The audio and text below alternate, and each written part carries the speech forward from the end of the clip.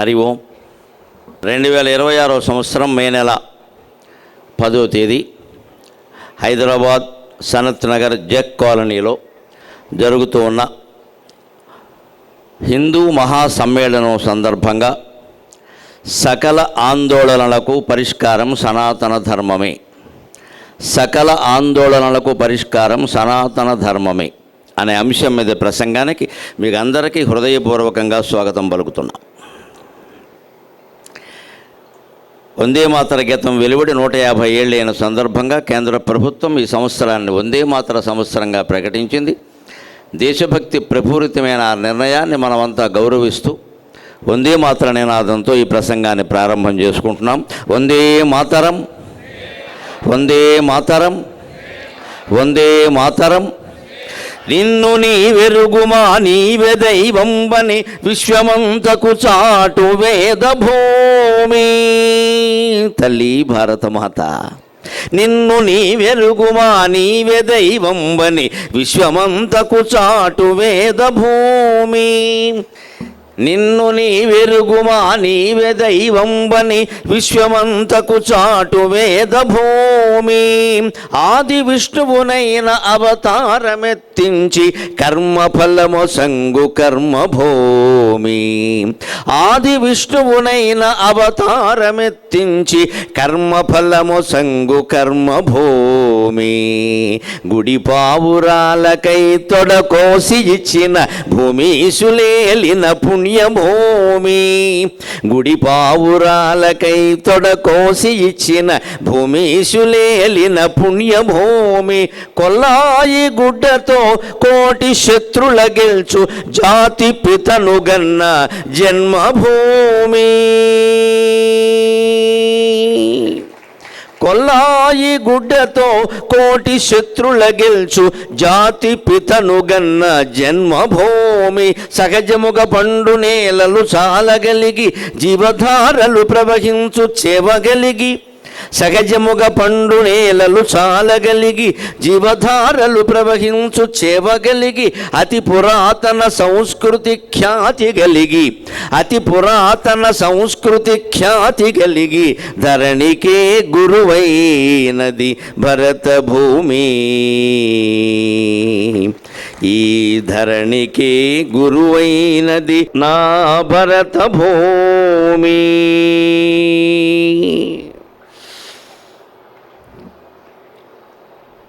విశ్వానికంతటికీ గురువు అయినటువంటి భారత భూమిలో ఒకప్పుడు ఏ సమస్యకు పరిష్కారమైనా ఇక్కడ దొరుకుతుంది అని ఇక్కడ వేదాంత శాస్త్రం, తర్కశాస్త్రం, వ్యాకరణ శాస్త్రం, ఆయుర్వేదం నేర్చుకోవడం కోసం విదేశాల నుంచి వేల మైళ్ళు కొండల్లోంచి నడిచి విద్యార్థులు వచ్చినటువంటి ఈ భారత భూమిలో ఇవాళ ప్రతి చిన్నదానికి ఆందోళన చెందేటువంటి మనుషులు తయారయ్యారు. ప్రతి చిన్నదానికి ఆందోళన. ఇవాళ పత్రికల్లో మీరు చూసుంటారు, పోలీసులు పాపం కొత్తగా ఓ పని పెట్టుకున్నారు. వాళ్ళ పని కాదు అది. ఏమిటి అంటే విడిపోతామని ఫిర్యాదు చేసిన దంపతులను కలపడం. అది పోలీసుల పనే. ఇంకా పురోహితులు చేసినా అర్థం ఉంది ఆ పని. పెళ్లి చేసింది మేమేనండి కాబట్టి మేము పోలీసులకు పని ఏమిటండి? ఇవాళ పత్రిక మీరు చూడండి, ఆశ్చర్యం. వాళ్ళు దానికి పాపం ఓ సంఘం పెట్టారు, వాళ్ళు ఓ సంస్థ, కౌన్సిలింగ్ ఏజెన్సీ అని. దానికి ఒక స్త్రీ అధ్యక్షురాలిగా ఉన్నారు, పోలీసు అధికారిని. ఆవిడ ఎంత విచిత్రంగా మాట్లాడుతుందంటే పాపం నెలకి 1000 ఫిర్యాదులు వస్తున్నాయని చెప్పింది. నెలకి 1000, ఒక నెలకి వాళ్ళ స్టేషన్కి, వాళ్ళ సంస్థకి 1000 అంటే రోజుకు 30 పైనే. ఎందువల్ల వస్తుంది ఇది? ఎందుకు ఇంత ప్రతిదీ పెద్ద సమస్య అవుతోంది మనకి? ఆ దంపతులు చెప్పిన సమస్యల్ని ఆవిడ వరుసగా 3-4 చెప్పింది. అందులో ఒక భార్య పోలీస్ కేసు పెట్టింది భర్త మీద. ఎందుకంటే మా వాళ్ళు వస్తే మీరు సరిగ్గా గౌరవించట్లేదు, దానికి పోలీస్ కేసు పెట్టాలా? గౌరవించడం ఇప్పుడు కాదు, పెళ్లి జరిగినప్పుడు వాళ్ళకి సరైన మర్యాద జరగలేదుట. అది శోభనం గదిలో ప్రధానమైన ముచ్చట. శోభనం గదిలో ఎలా ఉండాలో కూడా వీళ్ళకి ఎవడో చెప్పరా. ఇంకో భర్త గారు భార్య మీద కంప్లైంట్ ఇచ్చాడు, పోలీస్ స్టేషన్కి వెళ్ళి విడాకుల వరకు వెళ్ళి ఫిర్యాదు చేయడం. ఏమిటి అంటే, మా అక్క వచ్చింది, ఈవిడ కుర్చీలోంచి లేవలేదు, కాలు నొప్పుండి లేవలేదేమో. ఎందుకంటే కాలం మార్పు అంటారు. ఏముందండి, ఇదివరకు కాళ్ళు ఊపితే శని అనేవారు, ఇప్పుడు ఎక్సర్సైజ్ అంటున్నారు. అదే మార్పు. ఎంత మారిపోయింది కాలం. మా చిన్నతనంలో కాళ్ళు ఊపితే తిట్టేవారు పట్టుకుని, కళ్ళు ఊపుతున్నావే అదవా శని అనేవారు. ఇప్పుడు ఎక్సర్సైజ్, అది ఎక్సర్సైజ్ అయ్యింది కర్మ కొద్ది. అంతే. ఏమైంది ఇప్పుడు? అంత పెద్ద పట్టించుకోవాల్సిన విషయమా అది? అంటే మనుషుల్లో నేను, నాది అనేటువంటి ఈగో, అహంమంటమే అది బాగా పెరిగిపోయింది. ప్రపంచం అంతటా ఉండడం ఆశ్చర్యం కాదు, నా దేశంలో ఉండడం నాకైతే ఆశ్చర్యమే.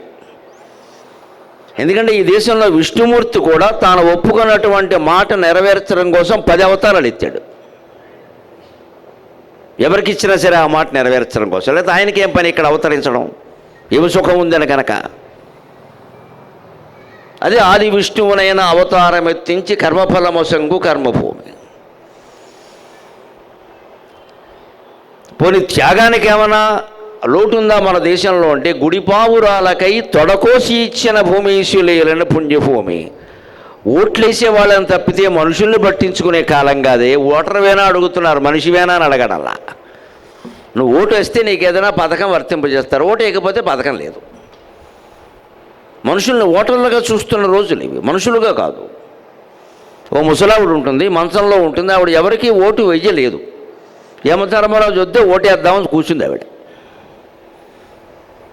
ఆవిడకేం బెటరా? లేదు, నీకు ఓట్లేదుగా. కానీ ఒకప్పుడు ఈ దేశంలో శిబి చక్రవర్తి అనే మహారాజు పరిపాలించినప్పుడు ఒక పావురం ఆయన పాదాల మీద పడింది, మహారాజా రక్షించమని. ఆయన నీకు పావురం, నీకు ఓటుందా అని అడగలేదు ఆయన. అదేమిటిది, నా రాజ్యంలో పావురాలైనా పావులైనా నా ప్రజలే కదా, నేను అన్నింటినీ కాపాడాలి కదా అని పావురానికి అభయం ఇచ్చాడు. వెంటనే డేగ వచ్చింది, పెద్ద చర్చ. డేగకి పావురం ఆహారం, అది విధిలిఖితం. అది దాన్ని ఎవరేమన్నా, దానికి డేగ క్రూర జంతువు అనడానికి వీలు లేదు. డేగ క్రూర జంతువు నువ్వంటే అలాగే డేగ నాలా విషయం. మనం ఏమంటాం, సాధు జంతువు అంటే మనకు సాధారణంగా ఏం అభిప్రాయం ఉంటుందండి? ఆవు సాధు జంతువు, పులి క్రూర జంతువు, ఈ రెండు తప్పులే. మీరు సూక్ష్మంగా ఆలోచించండి. ఎవరిని దేన్ని అవమానించడం కాదు. ఆవు సాధు జంతువు, పులి క్రూర జంతువు ఎవరన్నారు ఈ మాట? మనిషి అంటున్నాడు. అంచేది మనిషి దృష్టిలో ఆవు సాధు జంతువు, ఎందుకంటే వీళ్ళు తినలేదు కాబట్టి. పులి వీడిని తింటుంది కాబట్టి క్రూర జంతువు. పచ్చని గడ్డిని అడిగారనుకోండి ఆవు గురించి, అంత క్రూరమైన జంతువు ఇంకోటి లేదు ఉంటుంది. ఎందుకంటే ఆవు గడ్డి తింటుంది. గడ్డికి మైకిచ్చి మీరు గడ్డి దగ్గర గడ్డి మూతి ముందు మైకి పెట్టి, గడ్డి ఆవు గురించి నీ అభిప్రాయం ఏమంటే ఆవు క్రూర జంతువు ఉంటుంది.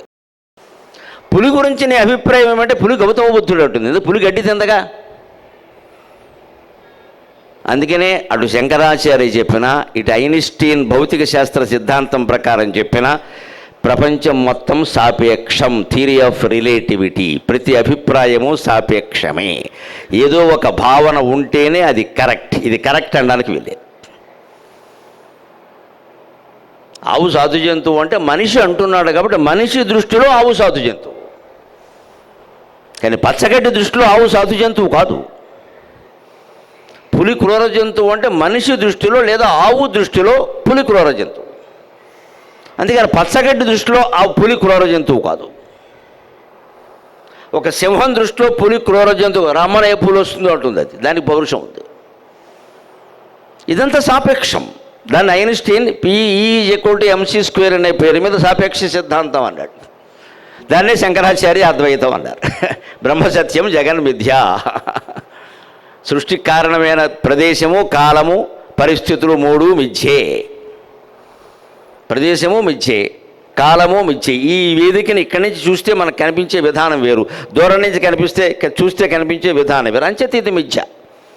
నువ్వు ఎక్కడి నుంచి చూస్తున్నావు కాబట్టి ఇలా మీరు విమానం నుంచి కింద హైదరాబాద్ నగరం దిగేటప్పుడు శంషాబాద్ ఎయిర్పోర్ట్లో పైనుంచి విమానంలోంచి కిందికి చూస్తే హైదరాబాదులో ఇళ్ళన్నీ కూడా ఇటక మొక్కల్లా కనపడతాయి. పెద్ద పెద్ద ఫ్యాక్టరీలన్నీ కూడా అగ్గిపెట్టిలా కనపడతాయి. అవి అగ్గిపెట్టిలా ఇటక మొక్కలా కాదు, ఫ్యాక్టరీలు ఇళ్ళును. ఎందుకు కనపడుతున్నాయి? నువ్వు పైనుంచి చూసావు కాబట్టి. కిందకు వచ్చి చూశాక మన ఇల్లు మనకు కనపడగానే అమ్మయ్య బాగానే ఉంది అనుకుంటాం. మనం పైనుంచి చూసాం కాబట్టి చిన్నవిగా కనపడ్డాయండి, కింది నుంచి చూస్తే సరిగ్గా కనపడ్డాయంటే తప్పు. నువ్వు పైనుంచి చూసావు కాబట్టి చిన్నగా కనపడ్డం నిజమైతే, కింది నుంచి చూసావు కాబట్టి పెద్దవిగా కనపడ్డం కూడా నిజం. అంతే నిజం. రెండు అబద్ధాలే, రెండు నిజాలే.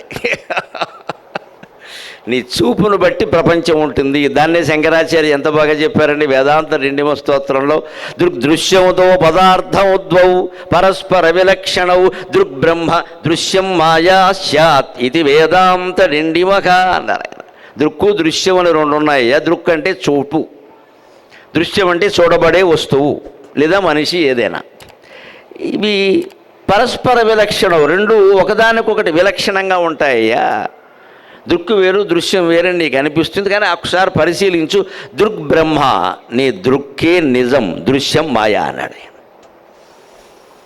మనం భార్యతో చాలా ప్రేమగా హాయిగా ఉన్నప్పుడు భార్య ఎలా కనపడుతుంటే సీతాదేవిలా కనపడుతుంది. సాయంత్రం ఏదైనా తగాద వచ్చిందనుకోండి శూర్పణఖలా కనపడుతుంది. మరి అదే భార్య ఆభరణాలు మారలేదు, చీర మారలేదు, ఏం మారలేదు, నీకు సీత శూర్పణఖ ఎలా అయింది? నీ దృష్టి. ఆవిడతో తగాదా ఉంది కాబట్టి ఒకలా ఆలోచించు, స్నేహం ఉంది కాబట్టి ఇంకోలా ఆలోచించు. ఇప్పుడు మార్చుకోవలసింది నీ దృష్టినా భార్యనా? మన దృష్టి సరైనదో కాదో ముందు చూసుకుందాం.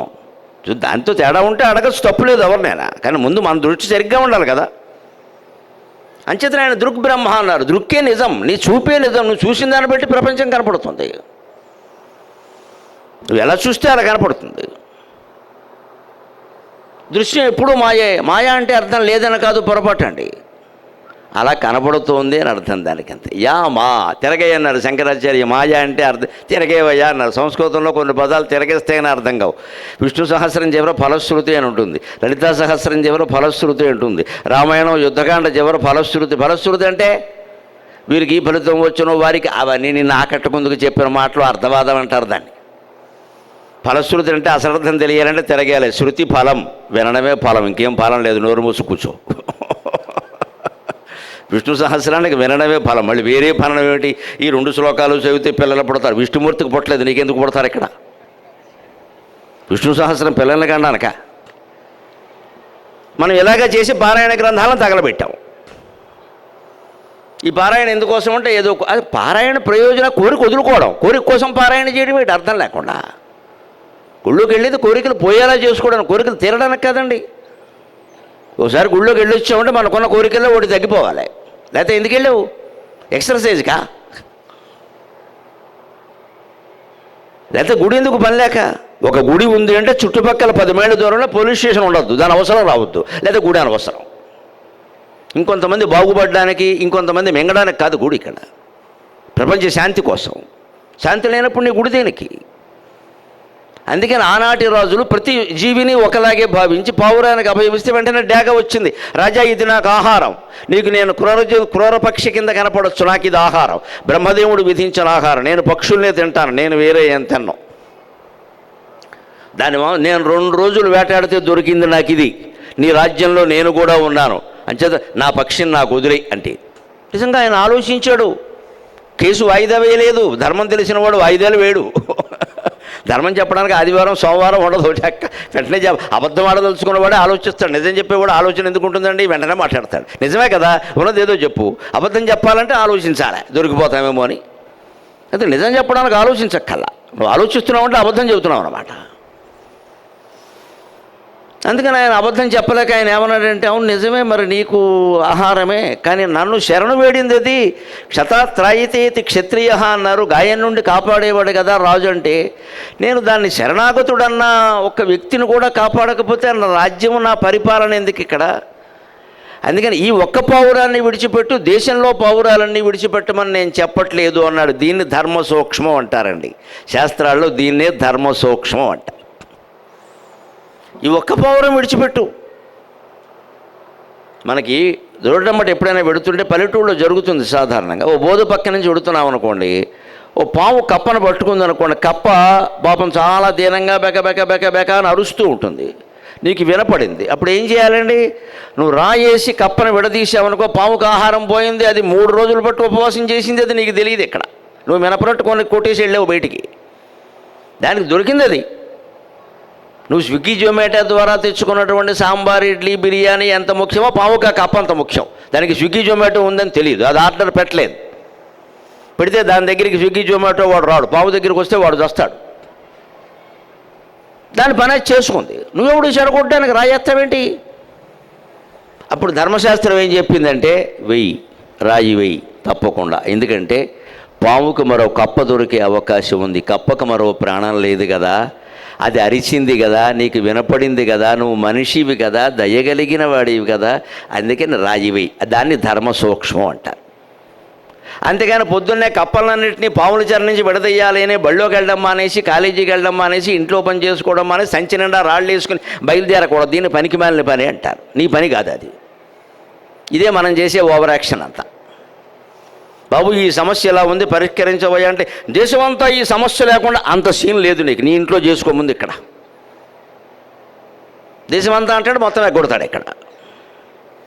అందుకని ఆ రాజు అంతసేపు ఆలోచించాలి. నేను పావురానికి శరణ ఇచ్చాను, ఈ పావురాన్ని విడిచిపెట్టేంటే మంచిది, ఆ ఎత్తు మాంసం కావాలి అంది. వెంటనే రాజు పావురం ఎత్తు మాంసం ఇవ్వగలిగిన వారు ఎవరో రాజ్యంలో చాటింపేస్తే 100 మంది వచ్చేవారమ్మా రాజుగారి మీద భయంతోనో భక్తితోనో. అలా అనలేదండి, ఆయన ఇండియన్ కింగ్. వెంటనే తొడకోసి మాంసం ఇచ్చాడమ్మా. That is India, that is India. ఇది మనం నేర్చుకోవాలి. ఇది ఉంటే అన్ని ఆందోళనలకి పరిష్కారం దొరుకుతుంది. త్యాగం త్యాగం త్యాగం.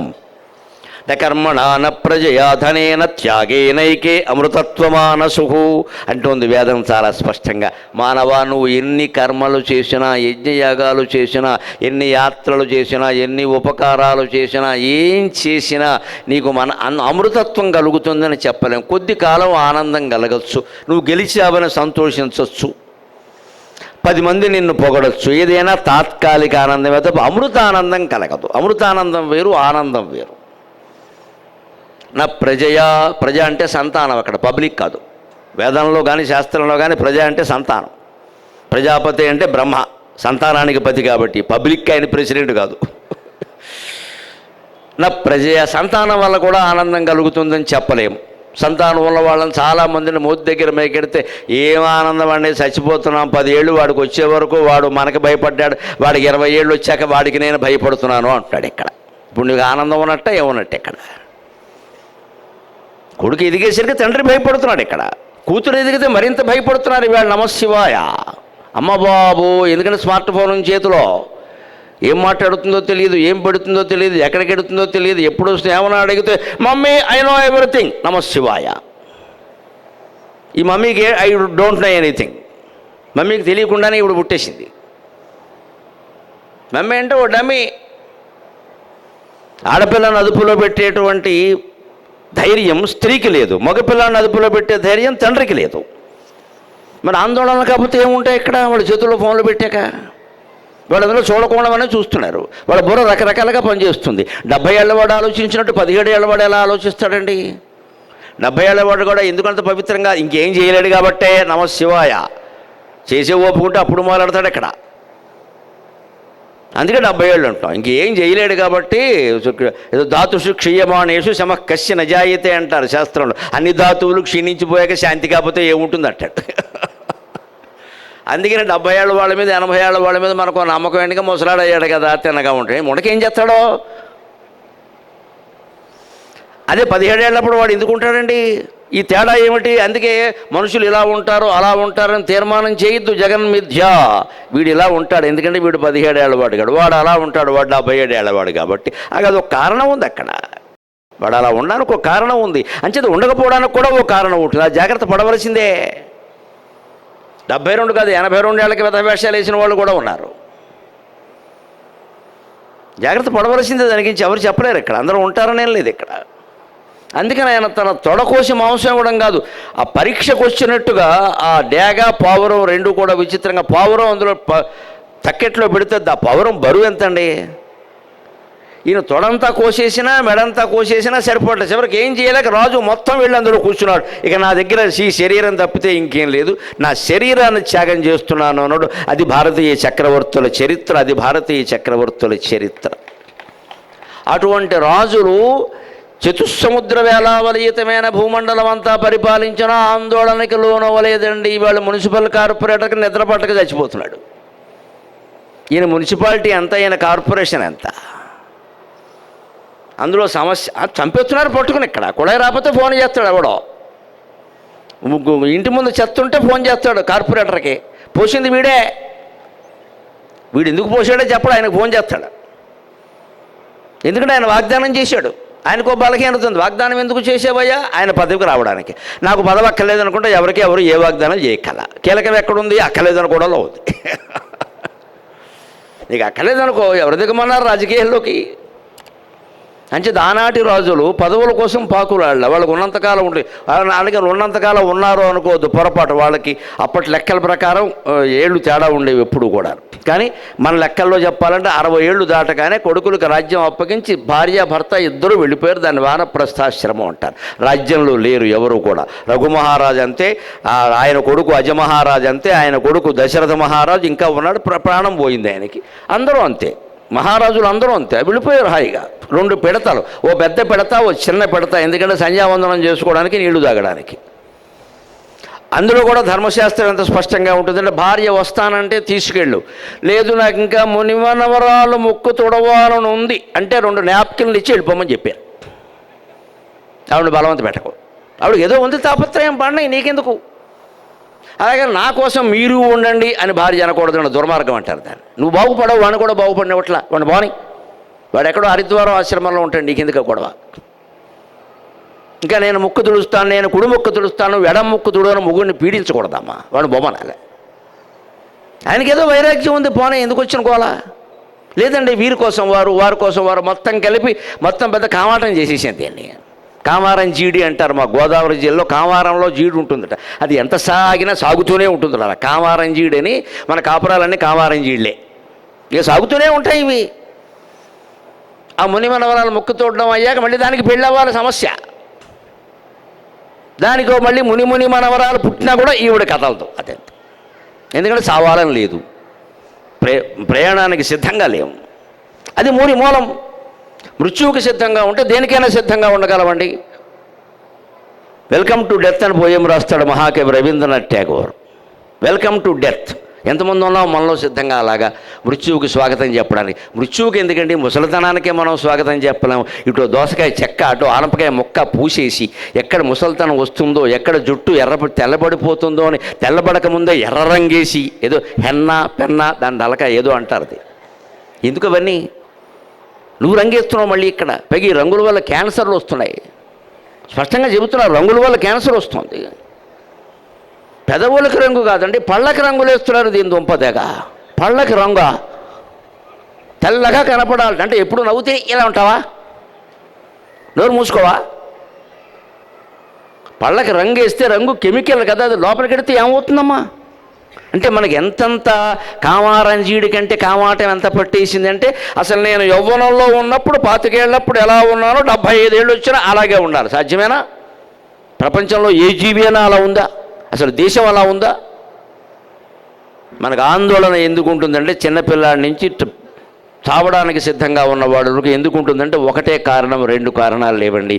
ఉన్న స్థితిని అంగీకరించడానికి సిద్ధంగా లేవు, అందుకే ఆందోళన చెందుతున్నావు అనుమానం లేదు. ఇక్కడ ఏ స్థితిలో ఉన్నామో అది అంగీకరించడానికి నువ్వు సిద్ధంగా ఉంటే ఏ ఆందోళన ఉండదు. ఇది ఏదో మారిపోవాలి, ఏదో అయిపోవాలి, ఏమవదు ఇక్కడ. అందుకే ఈ ఆందోళనకి కారణాలు ఎన్ని రకాలుగా ఉంటాయో తెలుసుకుంటే పరిష్కారాలు ఎన్ని రకాలుగా ఉంటాయో చూడవచ్చు. భారతదేశం ఇన్ని ఆందోళనలో మునిగిపోవడానికి నా దృష్టిలో ప్రధాన కారణం భారతీయ సాహిత్యాన్ని, భారతీయ సంస్కృతిని మర్చిపోవడమే ప్రధాన కారణం. మన హిందూ ధర్మాన్ని వదిలేయడమే మనకి ప్రధాన కారణం అయిపోయింది. వదిలేయడం అంటే ఊరికే మేము అందులో ఉన్నాం అనద్దండి. ఎందుకున్నాం, ఏం చేస్తున్నాం, ఎందుకున్నాం, ఏం చేస్తున్నాం ఇక్కడ? ఊరికే వినాయక చవితి వస్తే ఉండ్రాళ్ళు వండుకోవడం, రామనవమి వస్తే పానకం తాగడం అంతే. పానకం తాగావా? పానకం తాకపోతే రాముల వారికి కోపం రావడం ఏంటో. నువ్వు పానకం తాకపోతే మానయ్, ఏదో సెంటిమెంట్ పెట్టడం అక్కడ. అందుకోసం కాదండి పూజ చేయాల్సింది. రాముళ్ళ ఉండడానికి రామనవమి చేయాలి. వినాయకుడిలాగా తల్లిదండ్రుల చుట్టూ ప్రదక్షిణం చేసి వారిని గౌరవించి దాన్ని భూప్రదక్షిణంగా భావించడానికి వినాయక చవితి చేయాలి. ఏది శివరాత్రి ఎందుకోసం ఉత్సవం చేయాలి, జాగరణం ఎందుకు చేయాలి, ఉపవాసం ఎందుకు చేయాలి, శివుడి మీద ఏం వేసినా సరే జారిపోతుంది చూసుకోండి. మీరు లింగాకారం అది. విగ్రహానికి మీరు అభిషేకం చేశారు, కృష్ణమూర్తి విగ్రహానికి, కృష్ణస్వామి విగ్రహానికి మీరు అభిషేకం చేశారనుకోండి, ఆ చేతుల కింద, చంకల్లోనూ, పాదాల మధ్యలోనూ, మెడ కింద కొన్ని నీటి చుక్కలు ఉండిపోతాయి. ఎందుకంటే వంపులు ఉన్నాయి కదా, అందుకని అవి మళ్ళీ తుడవాలి. అదే శివలింగానికి మీరు అభిషేకం చేశారనుకోండి, ఏమి లేదు, నమ సోమాయచ రుద్రాయచ నమ తామ్రాయచ అరుణాయచ నమ శంగాయచ పశుపతయేచ నమ ఉగ్రాగ్రే వదాయచ దూరే వదాయచ మొత్తం పోనే. అదే శివుడు తత్వం. ఎందుకని లోపల ఉండే జీవుడు శివుడాకారంలో ఉంటాడు. లోపల ఉండే శివలింగం జీవుడు శివుడు ఆకారంలో, శివలింగం ఆకారంలో ఉంటాడు. రాముళ్లాగా కృష్ణుళ్లాగా ఉండడు. మీరు ఏ స్వామిని ఆరాధించినా, ఏ రూపాన్ని ఆరాధించినా లోపల జీవుడు శివలింగంలాగే ఉంటాడు. ఎందుకంటే లింగము అంటేనే జీవుడు అని అర్థం. ఆ లోపల లింగానికి, గుళ్ళో శివలింగానికి ఏదైతే పైన మనం నీరు పోసినా, పంచదార వేసినా, చెరుకు పానకం వేసినా, పాలు వేసినా, తేనె వేసినా, ఏం వేసినా జారిపోయిందో, నీ జీవితంలో కూడా వచ్చింది ప్రతిదీ జారిపోతుంది. జారిపోవడానికి సిద్ధంగా ఉండు. అదే శివరాత్రి అభిషేకం. జారకుండా కింద గట్టు కడతా లేదు, చెమ్మ వస్తుంది, వాసన వస్తుంది, నాశనం అవుతుంది. జారేదాన్ని జారనియాలి. బాల్యం వచ్చింది జారుతుంది, యవ్వనం వచ్చింది జారుతుంది, ప్రౌఢ వయస్సు వచ్చింది జారుతుంది, ముసలితనం వచ్చింది జారుతుంది, మృత్యు వస్తుంది, మొత్తం దేహం జారుతుంది. శ్రీమద్ రమారమణ గోవిందో హరి. దీనికి సిద్ధంగా ఉంటే ఆందోళన ఉండదు. మనం ఉండం. యవ్వనానికి సిద్ధంగా ఉంటాం. 10 ఏళ్ల అమ్మాయిని పలకరించిన నేను ఎప్పుడు పెద్ద అవుతా, అయ్యేం చేస్తావు వెర్రిమొఖమా. వెనక పాత సినిమాలో పాట ఉండేది ఒకటి, ఎదగడానికెందుకురా తొందర ఎదర బతుకంతా చిందర వందర అని ఉండేది ఒక పాట. ఉయ్యల్లో పిల్లల తల్లిని అడిగాడు, నేను ఎప్పుడు ఎదుగుతానమ్మా, నేను ఇదిగా ఏం చేస్తావు. ఓ బండి కొంటాడు మీ నాన్న, అది వెళ్ళిపోతావు, ట్రాఫిక్ సిగ్నల్ చూడవు, 5 గేరు మార్చుతావు, ఇలా బండి ఎత్తుతావు, పోలీసుడు చలానా రాశాడు, అయిపోయింది. ఇదేనా ఎదగడం నువ్వు చేసే పని? ఇక్కడ బండి కొన్నప్పుడు తిన్నగా ఉన్నావు, బండి కొనేసరికి ఇలా మారేవు. దీనికోసం ఎదగడం ఎందుకు? అందుకే ఎదగడానికి ఎందుకురా తొందర, ఎదర బతుకంతా చిందర వందర. పోనీ మనం మార్పు కోరుకోవడం కూడా విచిత్ర. ప్రతి బాలుణ్ణి మీరు అడగండి, నాకు యవ్వనం కావాలంటాడు, కానీ ప్రతి యవ్వనంలో ఉన్నవాడు ముసలితనం ఒప్పుకోడు. మరి అదేంటండి? నువ్వు చిన్నపిల్లాడిగా ఉన్నప్పుడు యవ్వనంలోకి రావాలని తహతహలాడావు కదా. అమ్మ నేను ఎప్పుడు 18 వస్తాయి, నేను ఎప్పుడు ఓటేస్తా అన్నావు కదా. మరి 18 వాడికి 81 కూడా అవుతాయి కదా. ఈ 1 అటు అవుతుంది కదా. ఎప్పుడు ఒకలాగే ఉంటుందా? 1 అవుతుంది. దానికి సిద్ధంగా ఉండాలి కదా. ఇదే దుఃఖం, ఇదే ఆందోళన.